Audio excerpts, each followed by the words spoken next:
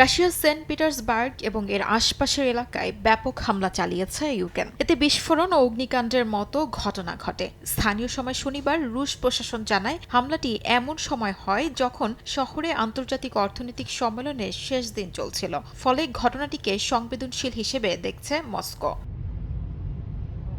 রাশিয়ার প্রতিরক্ষা মন্ত্রণালয়ের দাবি, মোট ৩৭৬টি ইউক্রেনীয় ড্রোন ধ্বংস করা হয়েছে, যা যুদ্ধের সবচেয়ে বিস্তৃত আক্রমণগুলোর একটি। এই অভিযানে শুধু সীমান্ত নয়, অভ্যন্তরীণ এলাকাগুলোতেও পৌঁছানোর চেষ্টা করেছে কিয়েভ। লেনিনগ্রাদ অঞ্চলের গভর্নর জানান, অন্তত ১৪০টিরও বেশি ড্রোন ভূপাতিত করেছে আকাশ প্রতিরক্ষা ব্যবস্থা। প্রথমবারের মতো নাগরিকদের ঘরে থাকার নির্দেশ দেওয়া হয়, যা বড় ধরনের সতর্ক সংকেত হিসেবে দেখা হচ্ছে।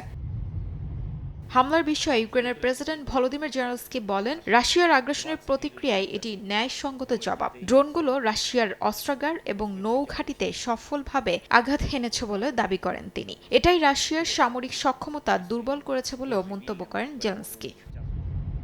হামলার ঠিক আগের দিনই জেলেনস্কির সঙ্গে বৈঠকের প্রস্তাব প্রত্যাখ্যান করেছে রাশিয়া, যার কারণে শান্তি আলোচনা কার্যত থমকে গেছে। এর পরপরই এই ধরনের ড্রোন হামলা দুই দেশের উত্তেজনা আরও কয়েকগুণ বাড়িয়ে দেয়।